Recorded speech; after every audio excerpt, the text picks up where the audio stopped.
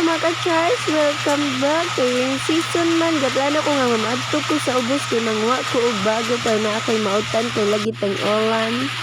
Unyang gigat-igat ang ulan, so gadesisyon lang kong mag-okoy o repolyo, sayuti, isda. Bisag unsa-unsa na lang kong gisagol ani basta kay maukoy, lami ra na. Sa timpla ra na daugon. Pagtaw-taw nabot si mama gadala dai siya og baboy yang giluto og kuan. Wa kay niya gipakop sa og mayo. Kaya dangong baon. Unya na po di ay ring nabilin sa nilatan.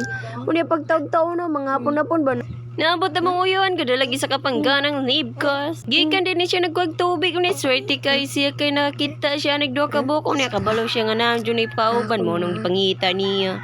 Ug mao niya nakuha nga parting dagana. Lami kay ni siya paisan og sinugba og lauyon, unya gilipiwan niya daan kay hugasan na para lutuon. Unya ipagigito, guro ni siya bulak ba, iya jukwaon. Diri ra kutob, thank you for watching mga ka-char.